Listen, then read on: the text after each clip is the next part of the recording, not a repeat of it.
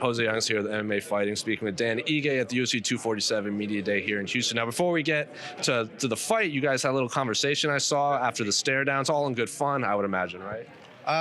Yeah, he came up with his coach, Mike Dolce. I've had a relationship with Dolce for a while, but I told him, I was like, hey, why you got your boy flexing on me, man? I'm like, got him so shredded, he's trying to cut me over here, but it's all good. We get to do that Saturday night.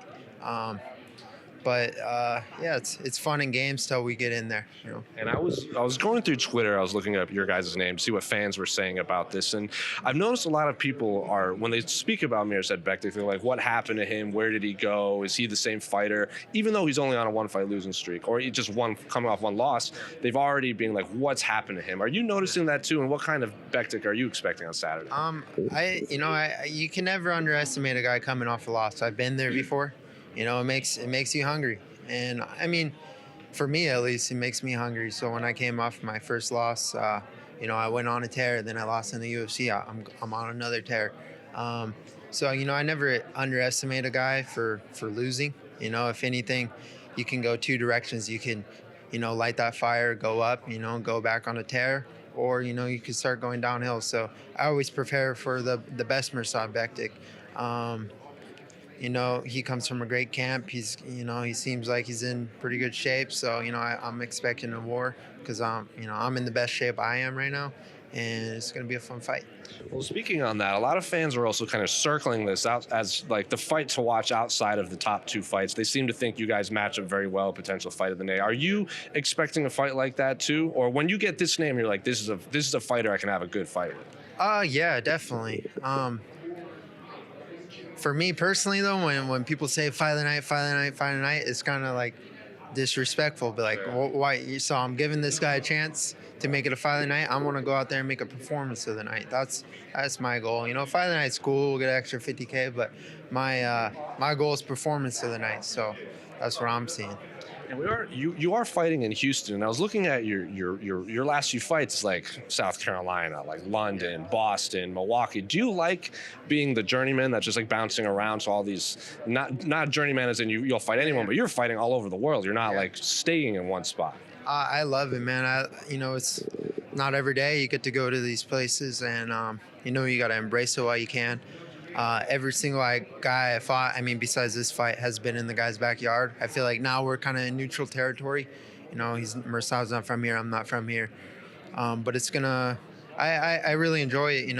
It's just, it's kind of less pressure, I guess. I wouldn't mind fighting at home because we don't have to travel, but it's just nice to get out on the road and, it's like, we're out here for business. So still waiting on that UFC Hawaii, I would imagine. Oh, definitely. That'd be a dream come true, obviously. But for me, if it happens, it happens. I'll be there. I'll be on that card. But if it doesn't happen, so be it. It doesn't really matter. I'm going to fight anywhere.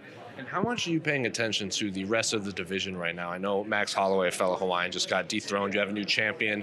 Dana White seems to want that rematch right away. Do you view Max Holloway as a champion that should have deserved the immediate rematch right away? Definitely. Max deserves a rematch. You got guys like Aldo got a rematch, and Aldo was the best at the time. Max dethroned him and beat him decisively 2 times, finished him, and he deserves a rematch. He's a great champion. He'll always be a great champion, no matter what he does with his career. I'm looking forward to watching that rematch. I have a good relationship with Max, and I hope he gets it back. But if not, just Volkanovski better know there's 2 hungry Hawaiians coming after him. What did you make of that fight? A lot of people scored it like 50-45 Volkanovski. Max was very surprised that he didn't get the decision. How did you score watching that fight? I'm not the best scorer. I wouldn't say 50-45. I thought it was a close fight. As far as damage, Volkanovski landed, leg kicks, and that was the most damage in the fight. He never really hit Max clean. Max was kind of complacent, didn't throw a lot of volume as he normally does, but you got to be a guy like Volkanovski. You got to kind of fight like that because he's a wrecking ball, and it really could have gone either way because I feel like in a title fight you really got to beat the champion to be the champion, and I feel like Volkanovski barely beat the champion in that sense. So the rematch is, makes sense. And then one final question before I let you go. I know a lot of people ask, like, what's your prediction for Saturday, this and that. And I know you don't want to look past Saturday, but this time next year, where do you see yourself sitting in the UFC? This time next year, I definitely see myself within title contention range.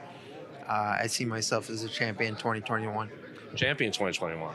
Yes. So trying to let's make it a 3-5 win streak this year. That's my goal. I have it written down. I always write down my goals and visualize.